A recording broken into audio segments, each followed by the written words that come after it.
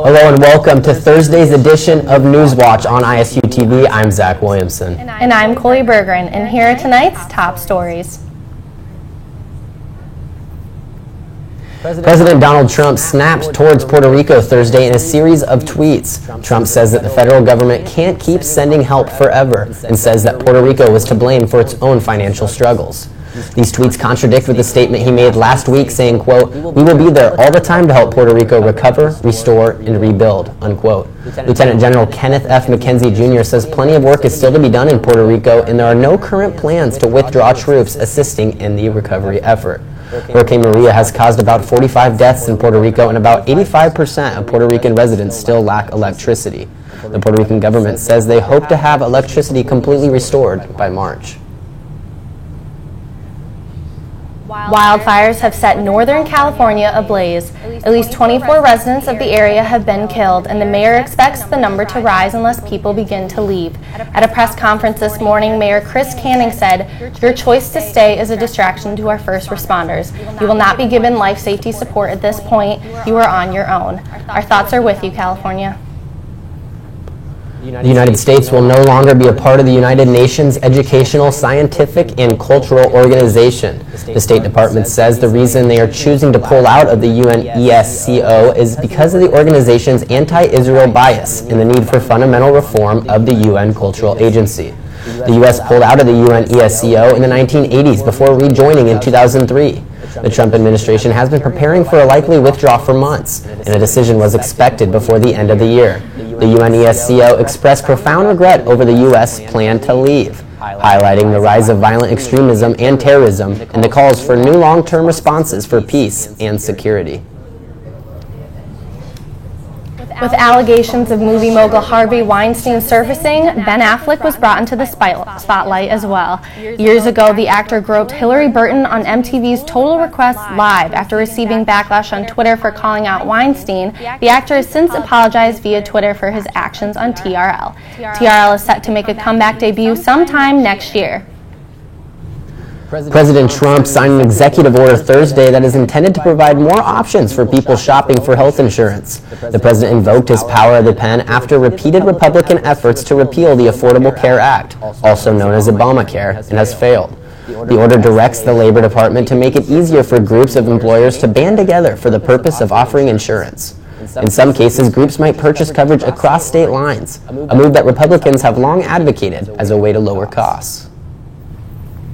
The Boy Scouts of America voted to allow girls to join Cub Scouts with the chance to earn merit badges and attain the Eagle Scout rank. Meanwhile, Girl Scouts, a separate organization, is taking stock of its place developing and empowering girls. White House Chief of Staff John Kelly, making a rare appearance before reporters Thursday, rejected reports that he would soon be departing the White House, saying, quote, "I don't think I'm being fired today, and I'm not so frustrated in this job that I'm thinking of leaving." He said that in a lighthearted moment with reporters.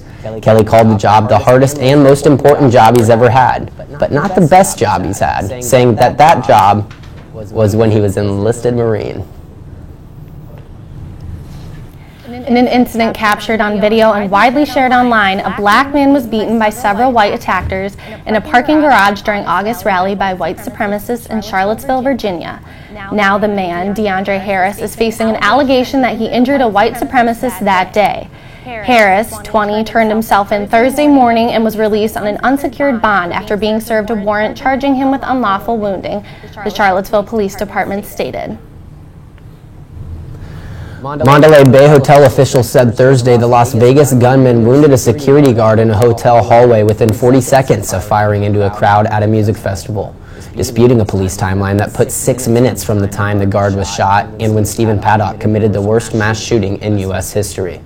In the most recent chronology given by investigators on Monday, police said Paddock sprayed 200 rounds into the hallway on the 32nd floor October 1st, wounding an unarmed security guard in the leg 6 minutes before he unleashed his barrage of bullets on the festival crowd. He killed 58 people and injured nearly 500 before taking his own life. Coming up after the break, electric cars charging stations are coming to Ames, but where will they be installed? Stay tuned to find out more. You're watching Newswatch. I will not be news today. I'll now make another push to be the first man in space with frosted tips and a puka shell necklace. And I will not go viral when my terror is caught on camera when I finally realize that in the vacuum of space, no one can hear you sing. I'm Lance Bass, and I will not be trending today because there is a much bigger story that needs to be heard.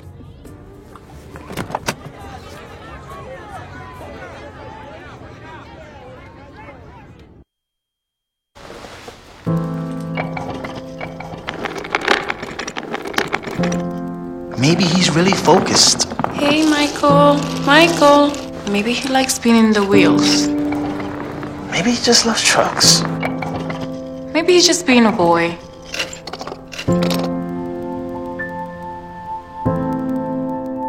Preoccupation with objects is one early sign of autism. Learn the others today. The sooner it's diagnosed, the better.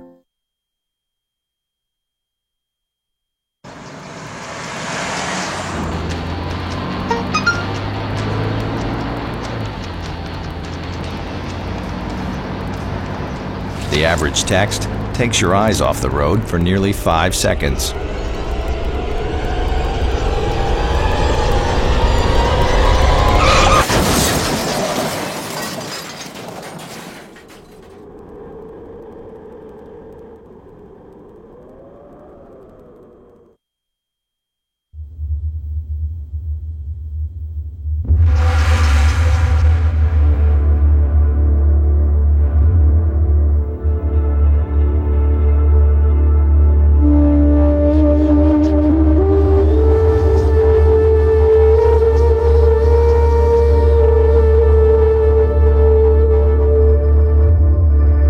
Save the Bears. Sign the petition. Go to helpbears.org. That's helpbears.org. Welcome back to Newswatch. I'm Coley Bergeron. Grab your popcorn because the next Star Wars movie trailer has been released. Monday night during the halftime break of the Bears and Vikings game, Star Wars fans everywhere lost their minds as The Last Jedi trailer was played for the first time. Since then, the trailer was racked up over 24 million views on YouTube. The film is set to release December 15th of this year. Electric car charging stations are coming to Ames before the end of the year. Ames Electric Services will install a charging station in the newly renovated parking lot west of City Hall. A second charging station will be installed along East Carroll Avenue by Banshell Park. 2 additional charging stations are being considered, and the City of Ames wants your help. Participants are asked to take the survey on the city's website to provide input on a preferred location. To give your input, go to www.cityofames.org. The workspace in the MU is a hidden gem on campus. Meredith Kessel has more. Last week at the workspace, students got spooky with their paint-your-own pottery. We have a variety of offerings for all ages, actually. We have art classes that are open to people that are 16 and older. We have a jewelry studio, ceramics, wood shop, painting, drawing, glass, all kinds of things to do here, screen printing. We also have a couple dance classes that we have in other rooms in the building. We have paint your own pottery. You can walk in and do that anytime. That's for all ages. And on Friday nights we have theme nights, and tonight is Skull Night, Halloween, Day of the Dead kind of thing. I heard about the workspace through a friend, and because they have posters in the dorms, so they say what kind of nights they're doing, and we wanted to do like Under the Sea night, so that was one of the first times I came here, and then I've just been coming back every so often. Lately we've been up to a lot of paint your own pottery, and tonight we have paint your own pottery with a Halloween theme with skulls and jack-o'-lanterns. So we have other like one-night walk-in crafts. So next week we have a pink hat making class for like women's marches. We're doing some necklaces for coming out week, different things like that.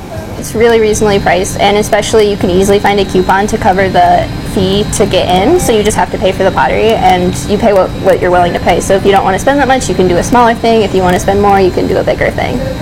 we also have events on our website, and if you can't find our website, it's like linked to the Iowa State homepage, to the Student Activity Center, and then to the workspace. So it's kind of hard to find, but we do have a website, and it has all our events and classes as well as a full calendar.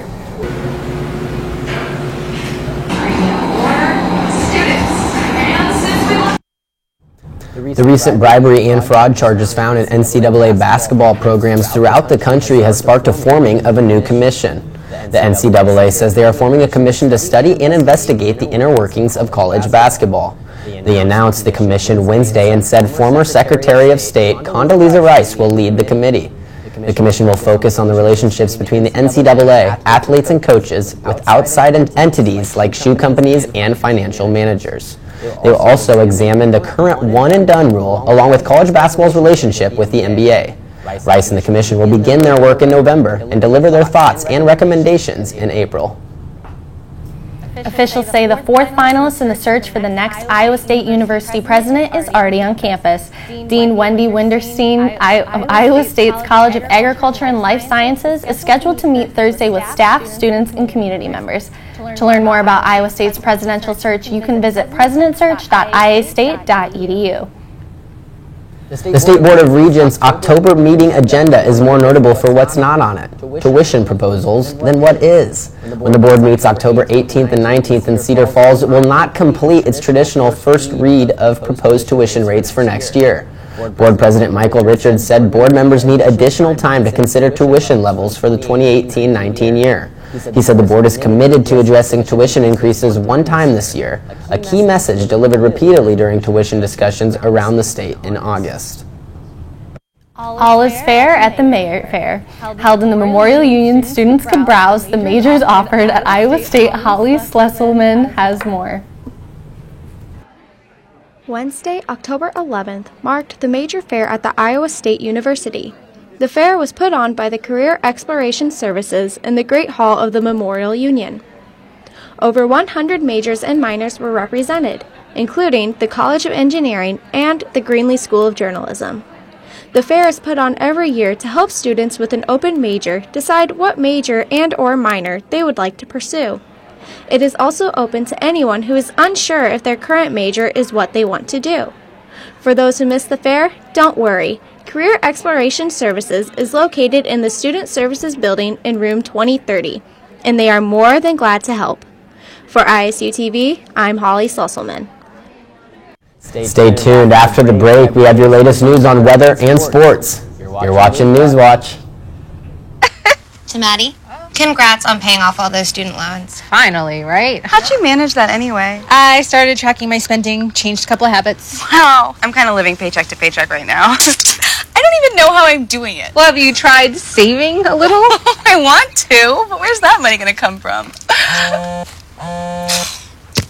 Bill collectors, they're the worst. Am I right? When it comes to financial stability, don't get left behind. Not home. Get tools and tips for saving at feedthepig.org.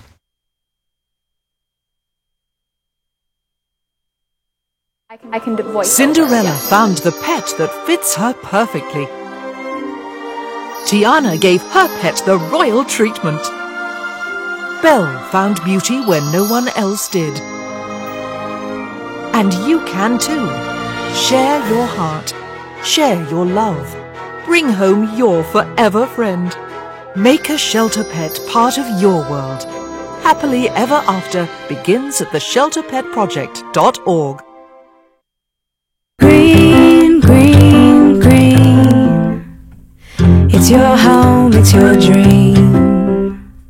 Radon testing, keep it healthy and clean. Make it green, green, green. Making it green starts from the ground up. So make sure the air in your home is healthy for your family to breathe. Test your home for the presence of radon. Go to EPA.gov. Look at me. Hey. Raymond, look at Mommy. Maybe the light hurts his eyes. Maybe she's just not hungry. Maybe he can't hear us.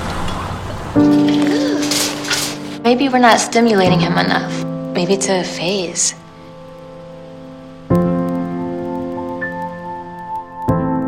Avoiding eye contact is one early sign of autism. Learn the others today. The sooner it's diagnosed, the better. Back to Newswatch. I'm meteorology student Hannah Messier. Right now, all across the state, we are in the 50s. It feels like a nice, cool fall weather day. We have tonight, it'll be cool and clear. Tomorrow, rain showers will move into the area with severe weather possible on Saturday. On the SPC has come out with a slight risk for Iowa on Saturday. Temperatures all across our Midwest, 56 degrees in St. Louis, 62 in Kansas City, and 55 degrees in North Platte. Right now, not much showing up for clouds and storms tonight. In Ames, it's going to be a clear, cool night, which is why the temperatures feel as cool as they do. The clouds are not keeping in the radiation from throughout the day. Winds tonight, it's calm in Carroll, 7 miles per hour in Ames, 10 in Waterloo, calm mostly across all of Iowa. Tonight, we're not going to get much colder than we are now, only down to 53 in Ames, 57 in Cedar Rapids, and 50 in Decorah. Tomorrow, we're only getting up into the 60s, 62 in Waterloo, 62 in Hampton, 69 in Iowa City, and 71 in Washington. 60 degrees in Atlantic, 61 in Somerset, and 62 in Carroll. Then 59 degrees in Sioux Rapids, 63 in Orange City. Our futurecast does show that clouds move in. Tomorrow morning, cloudy sky all across Des Moines, Ames, Fort Dodge, and then that rain moves in across the afternoon, clearing out some by 7 o'clock, but the clouds do stay in. Then watch what happens on Saturday morning. We have those storms popping up in Des Moines, which will move across as the rest of Saturday goes on. This is good news for our drought monitor, though. Last week, Des Moines was in an enhanced risk for drought, and now it calms down a lot with those rain, and that should get better with even more rain in our forecast. Again, tonight we're going to be 52 degrees and a few clouds, winds coming out of the south-southeast at 5 miles per hour. Forecast tomorrow, mostly sunny and 62 degrees. Rain showers are possible, wind coming out of the northeast. And for the rest of your week, it'll be in the 70s this weekend, but things do cool back down for Monday, 66 degrees, and we'll be back in the lower 70s by the end of the week. Thanks for watching Newswatch. We'll have more after the break.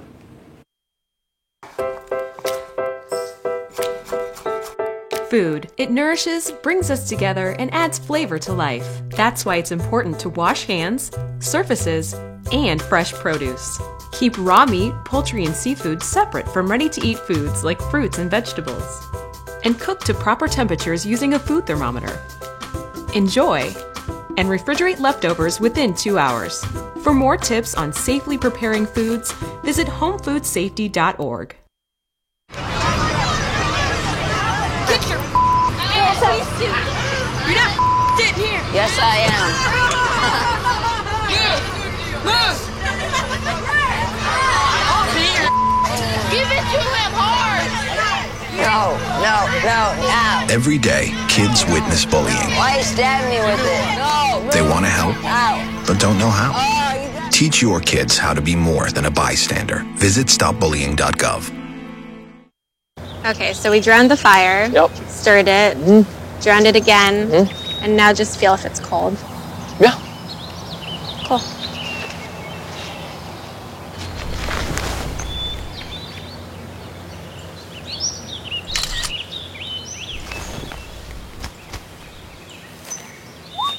Smokey just gave me a bear hug. I know. I already posted it.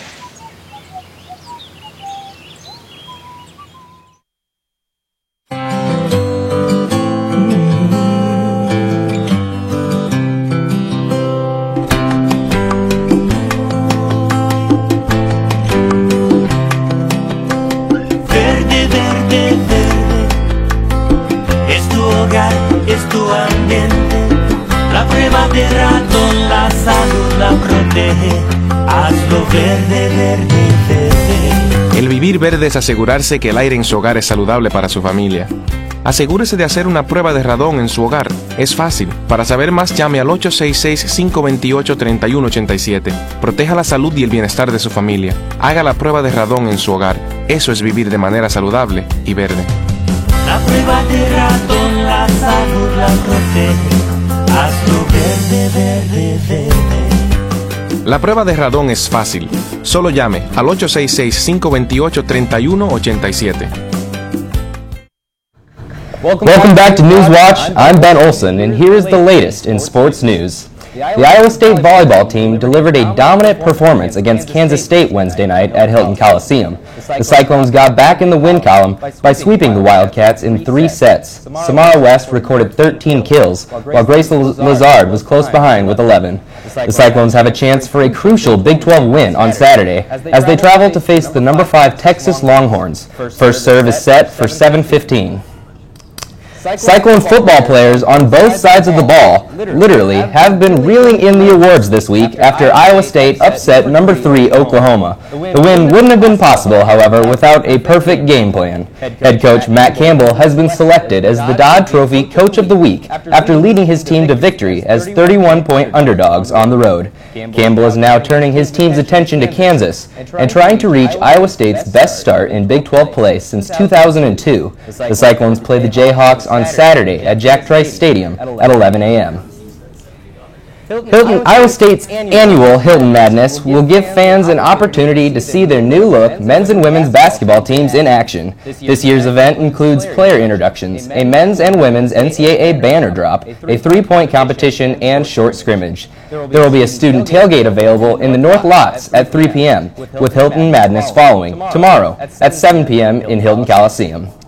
In professional sports, a source says that Dallas Cowboys owner Jerry Jones was only thinking of his players when taking a stance on the national anthem debate. Jones recently declared that players must stand for the national anthem or they will be benched. The source claims these remarks were made in an attempt to deflect attention and criticism off of the players. In 2 games since Jones' comments, the Cowboys have stood on the sideline as normal. The excitement of postseason baseball is upon us. In the American League, the New York Yankees defeated the Cleveland Indians 5-2 to overcome a 2-game deficit and advance to the ALCS. This is the 2nd straight season the Indians have blown a 2-game advantage. In the National League, the Washington Nationals defeated the Chicago Cubs 5-0 last night to force a final Game 5. Steven Strasburg delivered a dominant 7-inning performance for the Nats. Game 5 can be seen on TBS, where the Cubs are currently trailing the Nationals 4-1 in the 3rd inning. Don't go anywhere. There's more Newswatch after the break. I'm doing it. I'm doing it. I'm doing it. We're doing it. I'm testing for HIV. Knowing your HIV status allows you to stay healthy. I do it for my sisters. To stay strong. For your partner. I care for my community. I do it to lead by example. We do it for love. And now it's your turn to get tested for HIV. It's fast, it's free, and it's confidential. Make HIV testing a part of your routine. Visit cdc.gov/doing it. I'm doing it. Are you? So good to see you guys. So, what's up? Oh, we finally bought a place. Holy cow. You seriously have enough saved to do that? We've been putting a little aside each month. Jeez, at the end of the month, we have nothing left to save. Yeah, I have no idea where it goes. Well, you're spending a lot on... Was it good? Oh, God. Oh, how is my account overdrawn? When it comes to financial stability, don't get left behind. Get tools and tips for saving at feedthepig.org.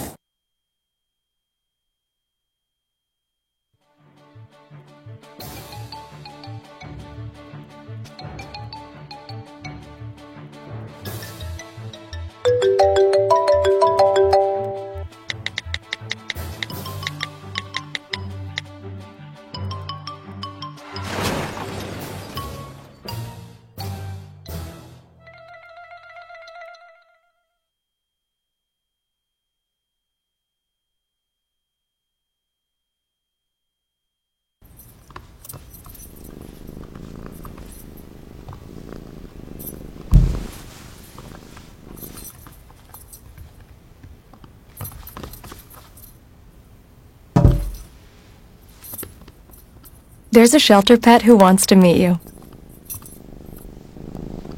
Meet one today. Visit theshelterpetproject.org. Adopt. Welcome back. A Florida woman came home to quite the surprise last week. She was confronted with a naked intruder in her house, eating pineapple. 63-year-old Mary Hamilton was charged with burglary and larceny after the homeowner returned to her car and called the police. According to the St. Johns County Sheriff's Office, when deputies asked Hamilton why she went inside, she said, quote, The door was open for me to come inside, unquote. Deputies are still unsure why Hamilton went to the house, but determined that she lives about a half-mile away. Martha, the Neapolitan Mastiff, is more than just a droopy face. She's a world champion. At 3 years old and 125 pounds, Martha, on Friday night, pawed her way to the top at this year's 29th annual World's Ugliest Dog Contest in Petaluma, California, where she was awarded $1,500, a trophy, and a trip to New York for camera appearances. I don't know about you guys, but there's no such thing as an ugly dog. Well, hey, it won ugliest dog for a reason. It's got to be the ugliest dog in the country, but... Watch out for those ugly dogs on Friday the 13th tomorrow. Hey, $1,500 is $1,500. There's an ugly person award. I'll enter, and I think I have a decent shot. Probably. That's all we have on tonight's edition of News Watch. Tune in next Tuesday for more news, weather, and sports. Have a great night, Ames, and take care.